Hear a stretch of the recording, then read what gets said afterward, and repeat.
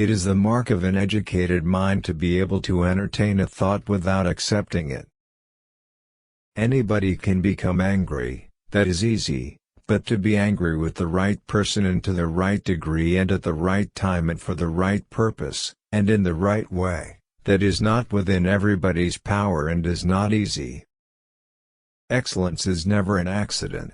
It is always the result of high intention, sincere effort, and intelligent execution. It represents the wise choice of many alternatives. Choice, not chance, determines your destiny.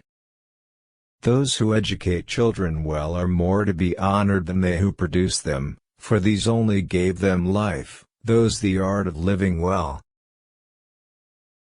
I count him braver who overcomes his desires than him who conquers his enemies, for the hardest victory is over self.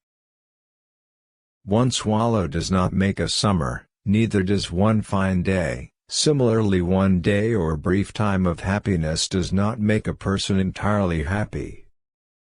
Man is by nature a social animal. An individual who is unsocial naturally and not accidentally is either beneath our notice or more than human. Society is something that precedes the individual. Anyone who either cannot lead the common life or is so self-sufficient as not to need to, and therefore does not partake of society, is either a beast or a god. I have gained this by philosophy. I do without being ordered what some are constrained to do by their fear of the law. He is his own best friend and takes delight in privacy, whereas the man of no virtue or ability is his own worst enemy and is afraid of solitude. The wise man does not expose himself needlessly to danger, since there are few things for which he cares sufficiently, but he is willing, in great crises, to give even his life, knowing that under certain conditions it is not worthwhile to live. He is of a disposition to do men service, though he is ashamed to have a service done to him. To confer a kindness is a mark of superiority, to receive one is a mark of subordination. He does not take part in public displays. He is open in his dislikes and preferences, he talks and acts frankly, because of his contempt for men and things. He is never fired with admiration, since there is nothing great in his eyes. He cannot live in complacence with others, except it be a friend. Complacence is the characteristic of a slave. He never feels malice, and always forgets and passes over injuries. He is not fond of talking. It is no concern of his that he should be praised, or that others should be blamed. He does not speak evil of others, even of his enemies, unless it be to themselves. His carriage is sedate, his voice deep, his speech measured. He is not given to hurry, for he is concerned about only a few things. He is not prone to vehemence, for he thinks nothing very important. A shrill voice and hasty steps come to a man through care. He bears the accidents of life with dignity and grace, making the best of his circumstances, like a skillful general who marshals his limited forces with the strategy of war.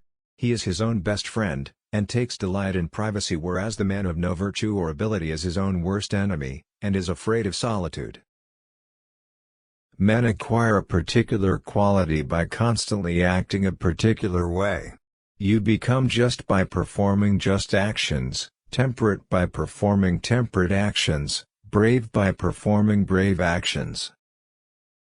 Poetry is finer and more philosophical than history, for poetry expresses the universal, and history only the particular. Time crumbles things. Everything grows old under the power of time and is forgotten through the lapse of time. Happiness does not consist in amusement. In fact, it would be strange if our end were amusement, and if we were to labor and suffer hardships all our life long merely to amuse ourselves. The happy life is regarded as a life in conformity with virtue. It is a life which involves effort and is not spent in amusement. A tyrant must put on the appearance of uncommon devotion to religion. Subjects are less apprehensive of illegal treatment from a ruler whom they consider God-fearing and pious. On the other hand, they do less easily move against him, believing that he has the gods on his side. The weak are always anxious for justice and equality. The strong pay no heed to either. Men create gods after their own image, not only with regard to their form, but with regard to their mode of life. All who have meditated on the art of governing mankind have been convinced that the fate of empires depends on the education of youth.